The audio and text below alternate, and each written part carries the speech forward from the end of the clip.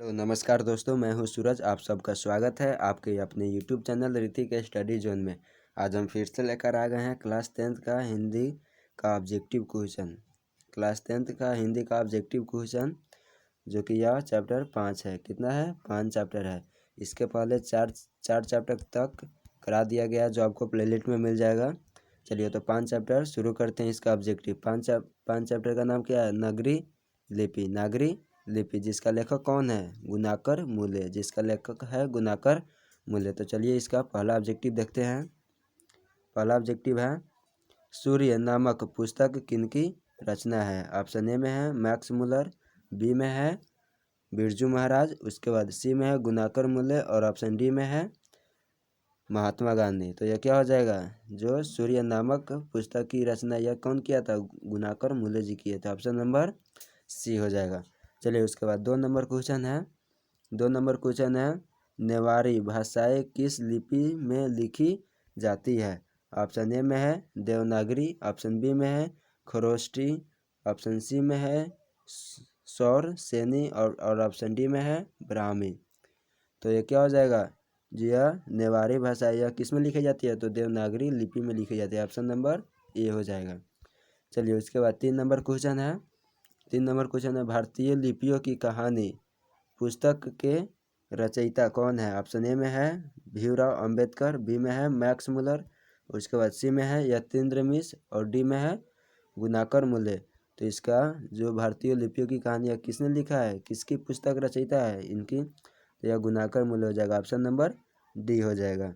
चलिए उसके बाद 4 नंबर क्वेश्चन है हिंदी तथा इसकी विविध बोलियां किस लिपि में लिखी जाती है? ऑप्शन ए में है देवनागरी, बी में है खरोष्ठी, सी में है तेलुगु और ऑप्शन डी में है ब्राह्मी।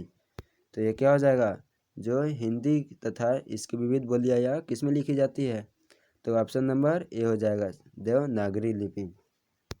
चलिए उसके बाद 5 नंबर क्वेश्चन है नागरी लिपि निबंध के लेखक है? ऑप्शन ए में है गुणाकर मूल्य, बी में है अज्ञेय, सी में है पंत और डी में है प्रसाद। तो जो यह नागरी लिपि का लेखक कौन है? तो गुणाकर मूल्य है। ऑप्शन नंबर ए हो जाएगा। चलिए उसके बाद 6 नंबर क्वेश्चन है नागरी लिपि शीर्षक पाठ साहित्य की कौन विद्या है? ऑप्शन ए में है साक्षात्कार, बी में है निबंध, सी में है भाषण और उसके बाद डी में है कहानी। तो ये क्या है? जो नागरी लिपि यह क्या है? एक निबंध है। ऑप्शन नंबर बी हो जाएगा। चलिए उसके बाद 7 नंबर क्वेश्चन है गुणाकर मूल्य द्वारा रचित निबंध कौन सी है? ऑप्शन ए में है नाखून क्यों बढ़ते हैं, बी में है परंपरा का मूल्यांकन, उसके बाद सी में है नागरी लिपि और ऑप्शन डी में है श्रम विभाजन और जाति प्रथा। तो गुणाकर मूल्य द्वारा लिखा वह नागरी लिपि। ऑप्शन नंबर सी हो जाएगा। चलिए उसके बाद 8 नंबर क्वेश्चन है गुणाकर मूल्य का जन्म कब हुआ? ऑप्शन ए में है 1935, ऑप्शन बी में है 1925, ऑप्शन सी में है 1916 और उसके बाद ऑप्शन डी में है 1908 ईस्वी। तो यह गुणाकर मूल्य का जन्म कब हुआ था? तो 1935 ईस्वी। ऑप्शन नंबर ए हो जाएगा।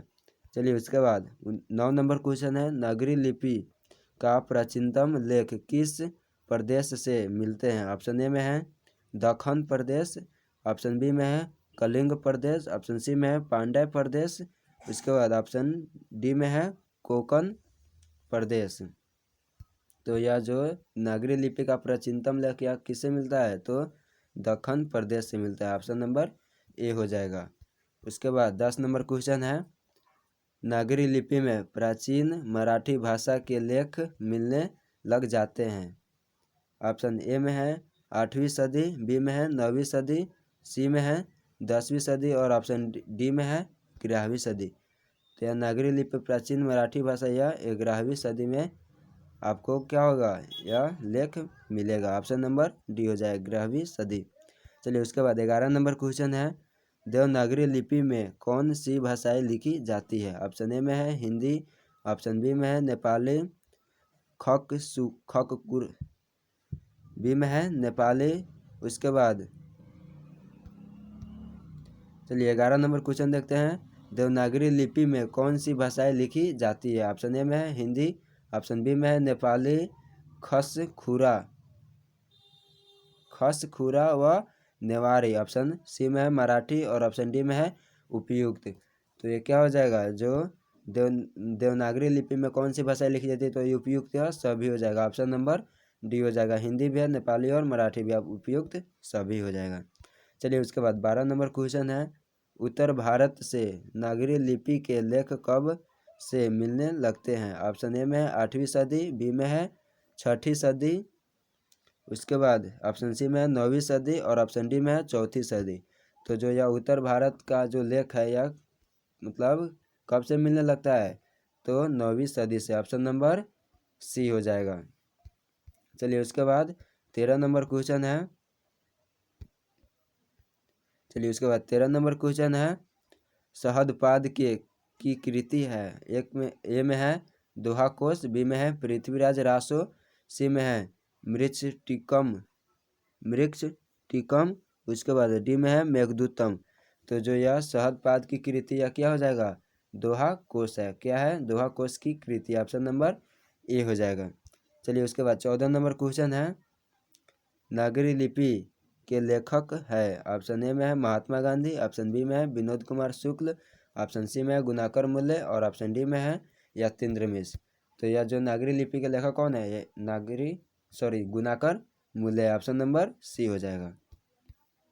चलिए उसके बाद 15 नंबर क्वेश्चन है, 12वीं सदी के केरल के शासकों के सिक्कों पर वीरकेलस्य जैसे शब्द ... लिपि में अंकित है। ऑप्शन ए में है ब्राह्मी, उसके बाद बी में है खरोष्ठी, सी में है गुजराती और डी में है देवनागरी। तो जो यह क्या हो जाएगा, जो यह 12वीं सदी के केरल शासकों के सिक्कों पर यह क्या हो जाएगा, देवनागरी। ऑप्शन नंबर डी हो जाएगा।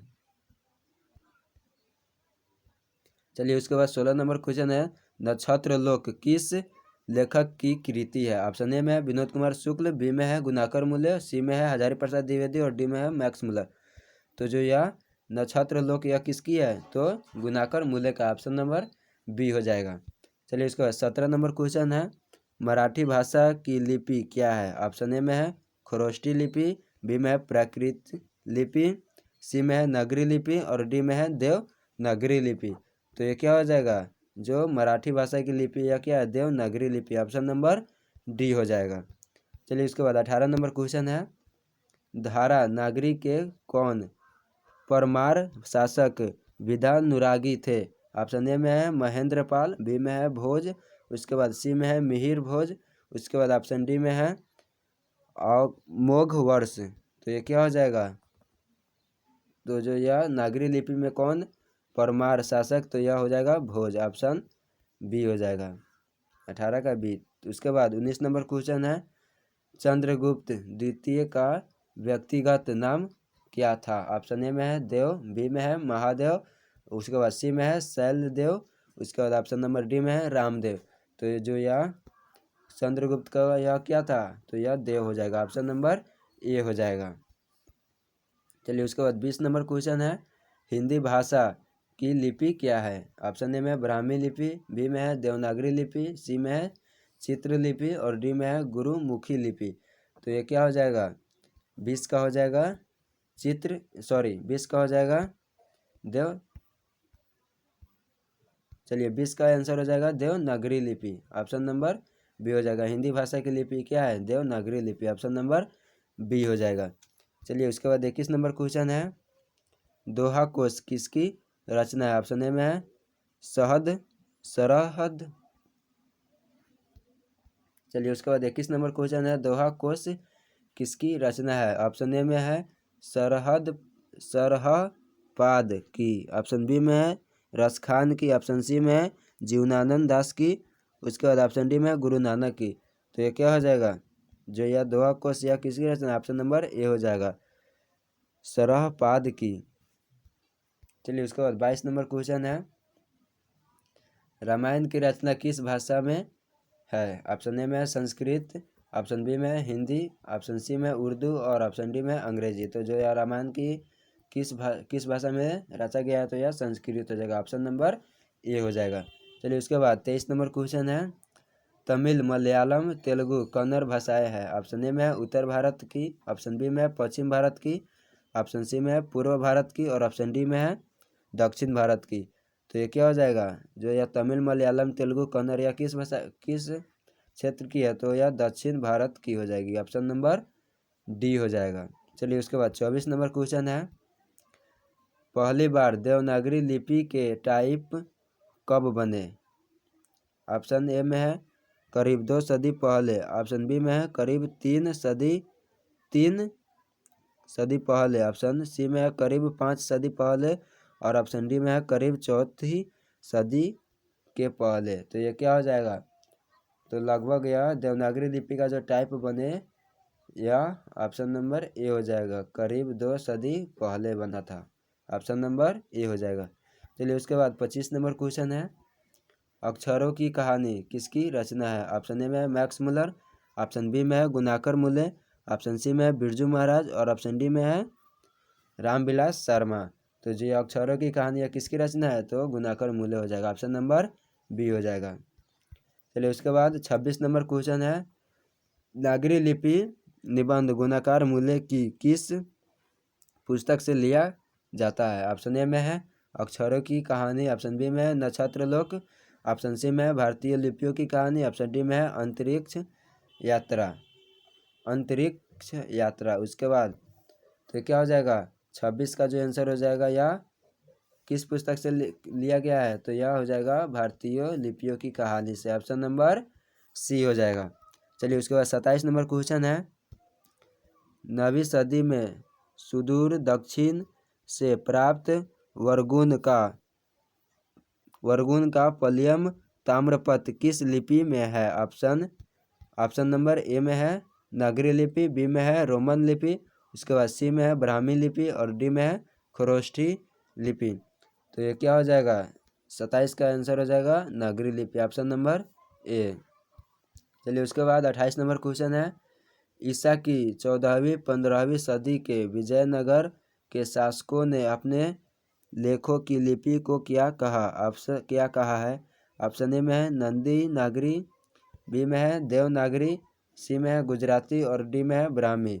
तो जो यह ईसा 14वीं-15वीं शताब्दी के विजयनगर के शासकों ने अपनी लिपियों को क्या कहा है, तो नंदी नागरी लिपि का है। ऑप्शन नंबर ए हो जाएगा। चलिए उसके बाद 29 नंबर क्वेश्चन है, बेतमा दानपत्र किस समय का है? ऑप्शन ए में है 1020, ऑप्शन बी में है 1021 ईस्वी, ऑप्शन सी में है 1022 ईस्वी और ऑप्शन डी में है 1023 ईस्वी। तो ये जो यह बेतमा दानपत्र यह किस समय का है, तो 1020 ईस्वी हो जाएगा। ऑप्शन नंबर ए हो जाएगा। चलिए उसके बाद 30 नंबर क्वेश्चन है, गुनाकर मुले ने अपनी किस पुस्तक में संसार की प्राय सभी प्रमुख पुरालिपियों की विस्तृत जानकारी दी है? ऑप्शन ए में है अक्षर कथा, ऑप्शन बी में है अक्षरों की कहानी, ऑप्शन सी में है भारत इतिहास और संस्कृति और ऑप्शन डी में है नक्षत्र लोक। तो यह क्या हो जाएगा, ऑप्शन नंबर ए हो जाएगा, अक्षर कथा। तो चलिए यह 5 का ऑब्जेक्टिव का क्वेश्चन इतना ही पे समाप्त होता है। कितना क्वेश्चन हो गया, 30 का हो गया। अगर 30 में से आप 30 अगर पूरा कंप्लीट कर लेते हैं तो आपको 5 चैप्टर से एक भी क्वेश्चन नहीं छूटेगा। अगर आपको यह वीडियो अच्छा लगा हो, पढ़ाई अच्छा लगा हो, तो प्लीज़ चैनल को सब्सक्राइब करें और ज़्यादा से ज़्यादा अपने दोस्तों को भी शेयर करें। अगर आप चैनल पे नए हैं तो लाइक करना ना भूलें। मिलते हैं अगले 6 वीडियो में लेकर, तब तक के जय हिंद।